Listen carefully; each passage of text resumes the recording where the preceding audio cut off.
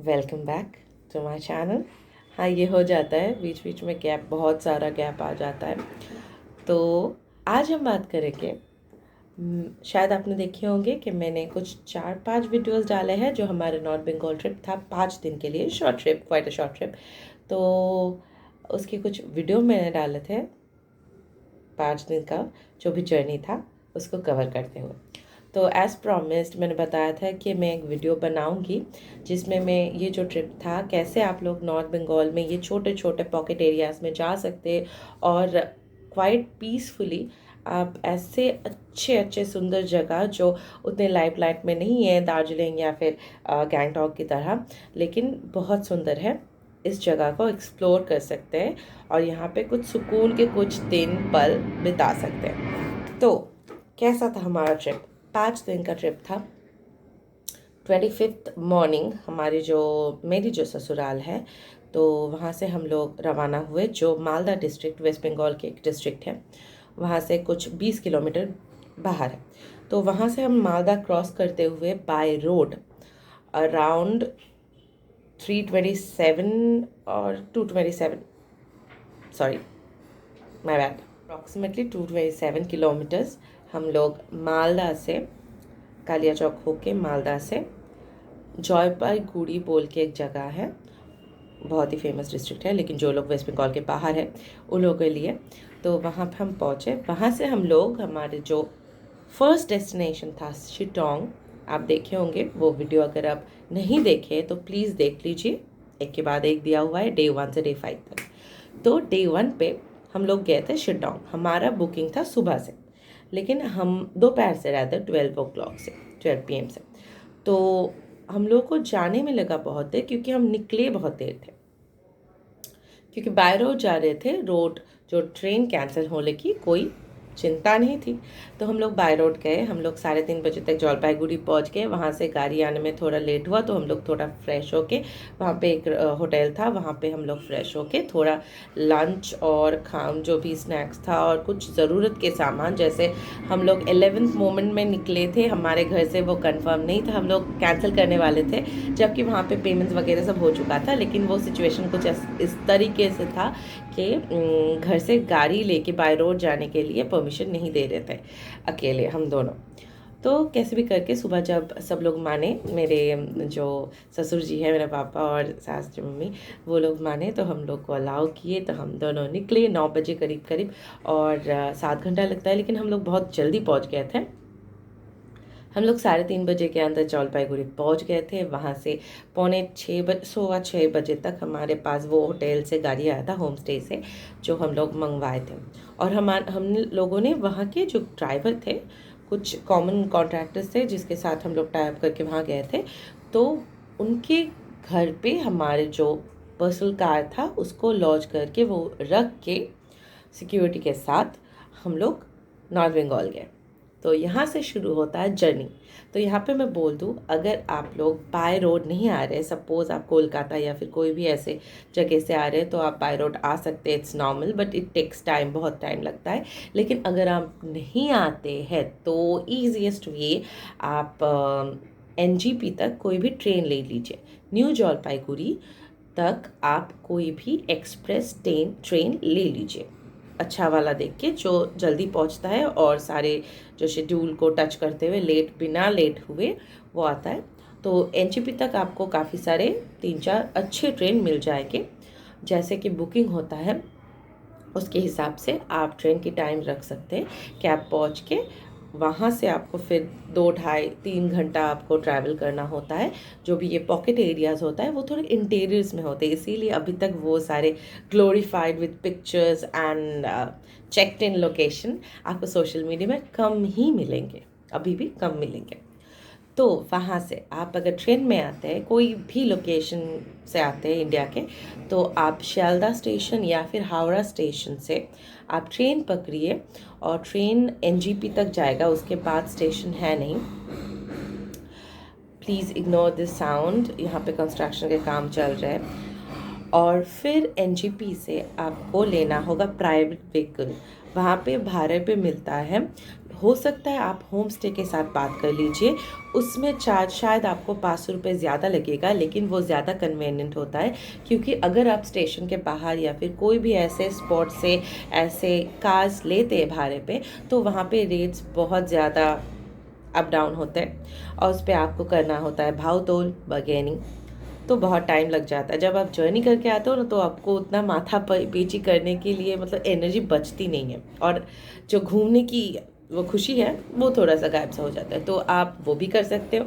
आपको स्टेशन के बाहर वहाँ पे प्राइवेट कार्स मिल जाएंगे, जो लोग डेली जाते हैं बाहर और वहाँ तक ड्रॉप करके आते हैं। या फिर आप होम स्टे जब बुक कर रहे हो, होम स्टे से बात कर लीजिए कि आपको वो लोग स्टेशन एनजीपी तक कार प्रोवाइड कर सकते हैं या नहीं, और पहले से रेट जो होता है, प्राइस जो होता है, वो डिस्कस कर लीजिए। ऐसा कोई प्रॉब्लम ना हो कि बाद में जाके आपकी जो जर्नी है उसकी मज़ा थोड़ा ख़राब हो जाए। तो बेस्ट है आप वहाँ पे बात कर लीजिए। सारे होम स्टे बहुत अच्छे होते हैं, क्योंकि लोकल लोग होते हैं और वो लोग बहुत ही ना प्यारे होते हैं, बहुत वेलकमिंग होते हैं। कुछ बिजनेसमैन हैं जो लोग रिसोर्ट खोल के रखे हैं, लेकिन मेरा पर्सनल सुझाव है, अगर आप होम स्टे में जाए तो आपको बाहर का सही का जो लुत्फ़ उठाना वो मिल जाता। खाना बोलिए, रहना बोलिए, जो रात को कैंप फायर होता है या फिर बॉन फायर होता है वो बोलिए, हर चीज़ आपको वो लोकल तरीके से, वो एकदम ऑथेंटिक तरीके से आपको मिल जाएगा। वो मसाले वो लोग यूज़ करेंगे जो वो अपने घरों में बनाते हैं। उनके आपके हर घर में आपको थोड़े थोड़े सा कलर के प्लांटेशन दिखेंगे, थोड़े सीजनल फ्लावर्स के वो उगाते हैं, वो आपको दिखेंगे। उनके घर में खुद वो लोग चिकन पालते हैं, तो वो भी आपको दिख जाएंगे। तो हम लोग शहर से उतने दूर जाते हैं इसके लिए, क्योंकि हम लोग को वो सादगी देखना होता है। बहुत दिनों के बाद हम लोग अपना सिस्टम रिबूट करना चाहते हैं। तो ये था कार के बारे में कि आप स्टेशन से कार ले सकते हैं। बार्गेनिंग के लिए आपको थोड़ा सा टाइम देना होगा और एनर्जी। और अगर आप होम स्टे के साथ बात कर लेते हैं तो वहाँ पे एक फ़ायदा है कि आपको वो एकदम श्योर शॉट पे मिलता है, कोई दिक्कत नहीं आती, क्योंकि वो लोग चाहेंगे अपना कस्टमर आए और बार बार आए। थोड़ा पैसा ज़्यादा लग सकता है, लेकिन वो सर्विस गारंटी है, अच्छा मिलता है। तो हम लोगों ने भी वो होम स्टे के जो मालिक हैं उनसे कांटेक्ट करके ड्राइवर को बुला लिया था। जो भैया आए थे वो पहाड़ी थे, सिलीगुड़ी में रहते हैं, बहुत अच्छे थे। 12 साल के एक्सपीरियंस है। हम लोग हर ड्राइवर के साथ बहुत बात करते थे, क्योंकि मैं बहुत बात नहीं हूँ, लेकिन बाहर के कोई भी नया और ऐसे लोकल कोई भी मिलता है तो मेरे हस्बैंड बहुत इंटरेस्टेड होते हैं वहाँ के बारे में जानने के लिए, उनके लाइफ के बारे में जानने के लिए। तो हम लोग वो उनसे बात कर रहे थे, और वहाँ पे हम लोगों को पता चला बाहर में कोई जो इवन रात के टाइम बाहर में आपको ज़्यादा वो लैम्प पोस्ट लाइट्स नहीं मिलेंगे। बहुत बड़े बड़े मोड़ होते तभी थोड़ा बहुत एक दो मिल जाता है, लेकिन आपको पूरा रास्ता दो तरफ, एक तरफ खाई, एक तरफ वो पहाड़ का जो पगडंडी चल रहा है वो, लेकिन आपको कहीं भी ऐसे रास्तों पे भी आपको वो लैम्प पोस्ट लाइट बड़ा वाला ऐसे कुछ भी लाइट्स नहीं दिखेंगे। तो फिर भी वो लोग फॉग लाइट और जो हेडलाइट होता है कार के जला के चलते हैं और हॉर्न नहीं बजाते।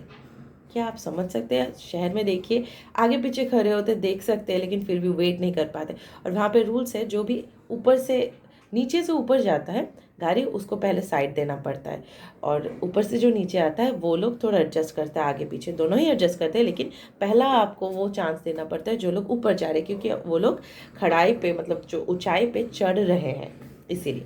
और फिर भी इस हालत पे भी वो लोग हॉर्न नहीं बजाते, उन लोगों को बस लाइट से पता चल जाता है और उसी से वो लोग एक दूसरे को अलर्ट कर देते हैं। तो वो भैया हम लोग को लेके गए और हम लोग को पहुँचते करीब 3.5-4 घंटा हो गया था।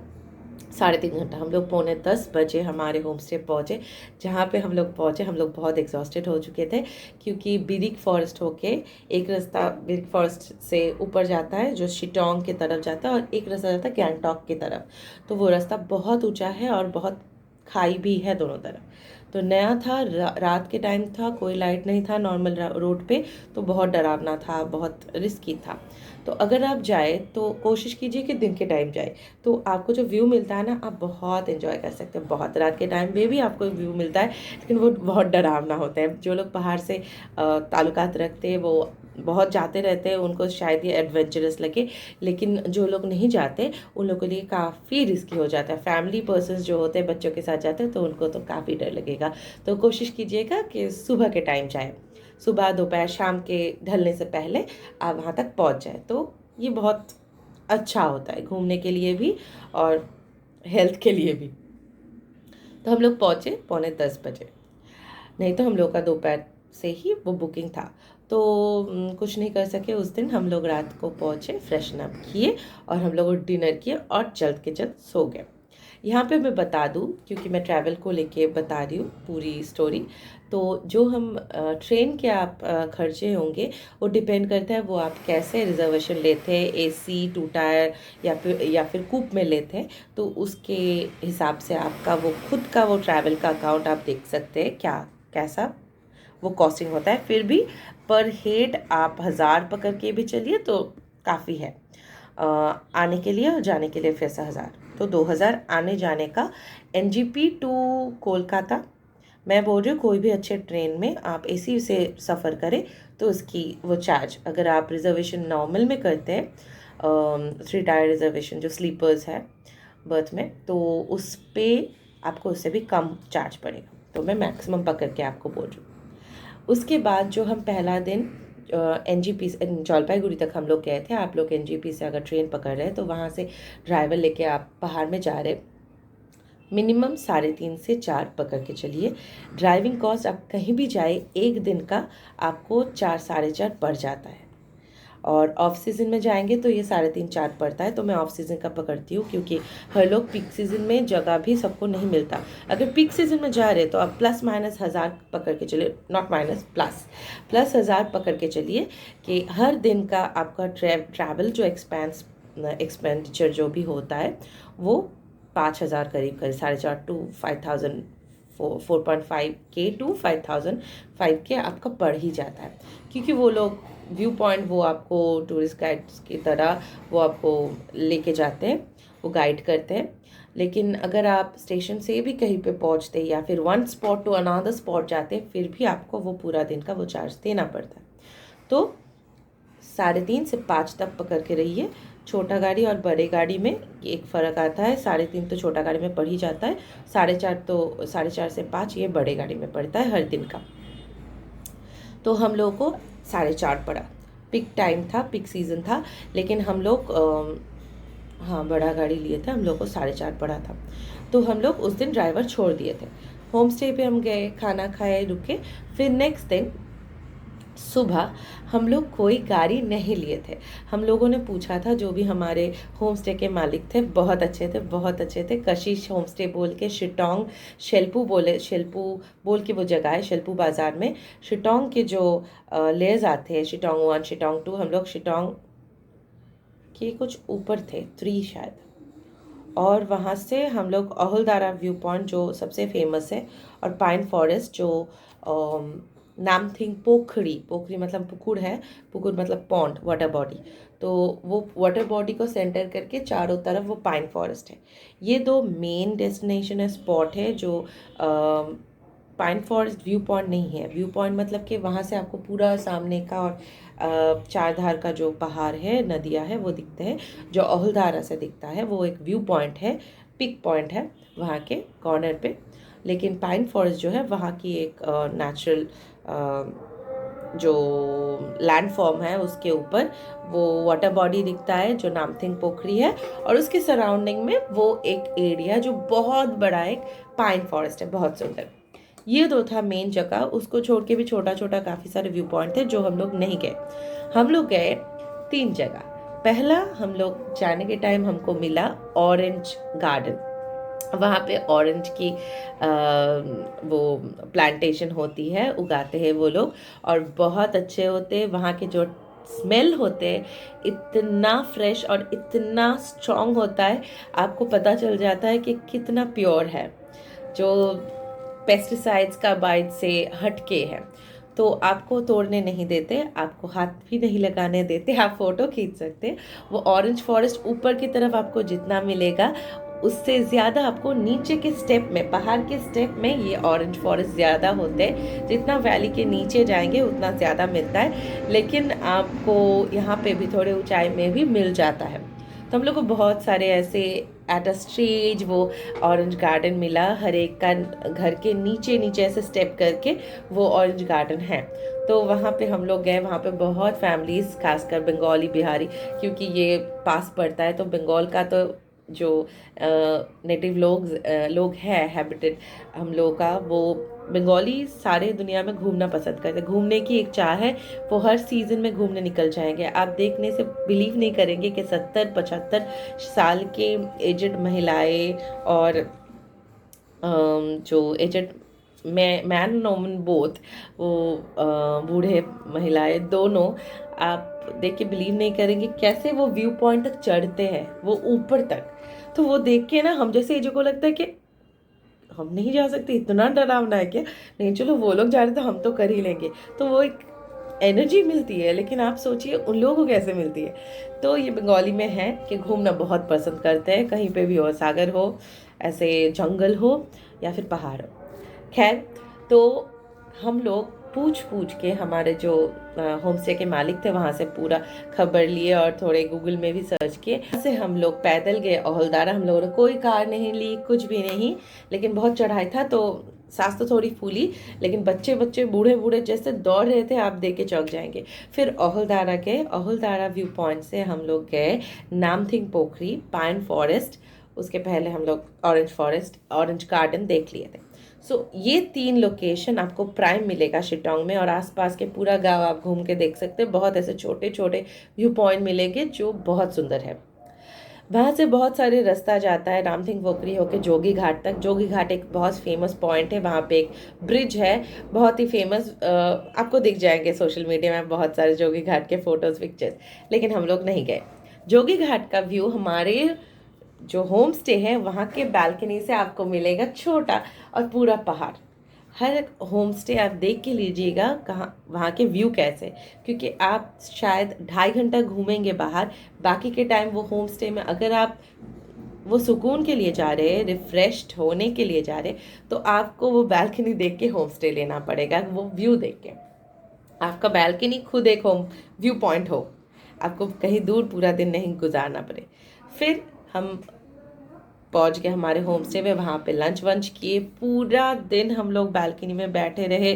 पूरा जो व्यू था बेहतरीन, ऊपर तक पिक पॉइंट तक, वहाँ पे जो पोस्ट है चटकपुर बोल के, वहाँ तक हम देख पा रहे थे। और पूरे जो पहाड़ की नज़ारा, यहाँ पे धूप, यहाँ पे छाव, वहाँ पे कांचनजंगा, वहाँ पे बर्फ़, यहाँ पे प्लांटेशन चल रहा है। स्क्वाश वहाँ के मेन फूड में गिना जाता है, तो स्क्वाश का वो पूरा उगा रहे हैं।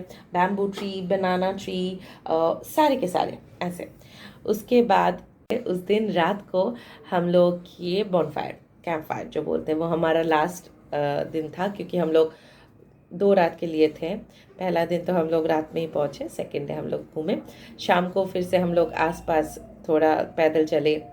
फिर रात के हमारे जो कैंप फायर हुआ, तब तक काफ़ी सारे फैमिलीज़ आ गए थे, तो बहुत मस्ती हुआ। वो बॉनफायर हुआ, वहाँ पे बारबेक्यू हुआ।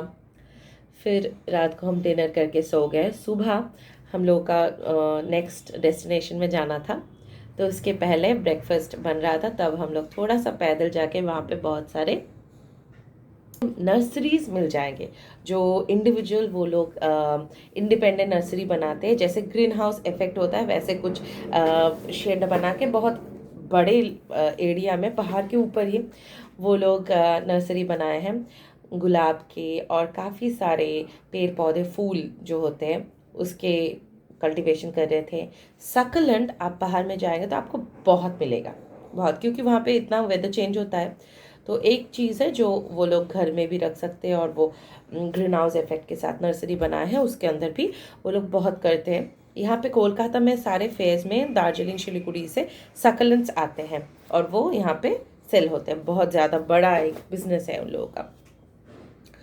तो वहाँ पे हम लोग गए, वहाँ पे हम लोगों को बहुत सारे अच्छे अच्छे पेड़ मिले जो हम लोग जानते नहीं थे। वहाँ पे मेडिसिनल प्रॉपर्टीज़ के साथ ऐसे पेड़ आपको दिखेंगे जो हमारे प्लेन्स में शायद 30 साल पहले भी हमारे बुज़ुर्ग जानते थे, लेकिन हम लोग को उसके बारे में ज़्यादा नॉलेज है नहीं। लेकिन बाहर में मेडिसिन बोलने से आपको पहाड़ी पेड़ पौधों को ही ज़्यादा मिलते हैं, और बाकी जो मेडिसिन एलोपैथी या फिर कोई भी मॉडर्न मेडिसिन आपको वहाँ पे कम मिलता है। तो वहाँ पे नर्सरी में घूमे, वहाँ पे उन लोगों का खुद का गांव है, वो लोग पालते हैं, 2 गांव 2 बछड़े ऐसे हैं। और वहाँ से हम लोग देखे उनके घर के पीछे से ऐसे पत्थर का सीढ़ी जाता है। वो घर खुद एक व्यू पॉइंट है। यू कैन नॉट इमेजिन कि वहाँ का व्यू कैसा है। 2 दूर से नदी जा रहा है और पूरा वैली है, आपको दूर में कांचनजंगा दिखता है, और नीचे जो सीढ़ी से जाता है ना वो पूरा एक गांव है। और उस गांव में 3 घर दूर पे दिख रहा है, और भी घर है लेकिन कुछ पास ही है वो 3 घर। उसमें से एक बीच में एक लड़का गिटार बजा रहा है। उसके जो दादाजी है ऐसे बैम्बू कुछ छील के उसका कुछ बना रहे हैं, और 2 बच्चे खेल रहे हैं। और ऐसे पास वाले घर के 2 औरत ऐसे कुछ बगान से, उनके बगीचे से स्क्वाश या फिर कुछ भी तोड़ के ना अपने अपने घर की तरफ जा रहे हैं। Can you imagine the view? West Bengal में, हमारे इंडिया में हो रहे हैं ऐसे एक गांव, जो दूर से आप एक पिक्चर देख रहे हैं, काफ़ी हद तक आपको लगेगा कि ये कुछ मोशन पिक्चर्स जैसे मूवी चल रहा है। इतना सुंदर नज़ारा था। तो वहाँ से घूम के पूरा फ्रेश हो गया माइंड, इतना अच्छा लगा। फिर वहाँ से हम लोग आके ब्रेकफास्ट किए। हमारे जो ड्राइवर भैया थे वो आ गए थे। वो ड्राइवर हम लोग बुक कर चुके थे 2 दिन के लिए। वो दिन जब हम चारखोल पहुँचेंगे, सेकंड डेस्टिनेशन शिटोंग से चारखोल में हम लोग ओवरनाइट वहाँ पे नाइट स्टे करेंगे। तो ड्राइवर को भी स्टे करना पड़ता है उसके हिसाब से। और नेक्स्ट दिन सुबह हम लोग निकल जाएंगे ब्रेकफास्ट के बाद झालंग, जो हमारा थर्ड स्टॉप है। वहाँ पे 2 दिन का फिर स्टे है। सो थर्ड डे 25 रात को पहुँचे, 26 हम लोग शिटोंग पे रुके। 27 दिसंबर हम लोग सुबह ब्रेकफास्ट करके ड्राइवर भैया के साथ निकल गए चारखोल की तरफ। चारखोल का रास्ता था बहुत भयंकर।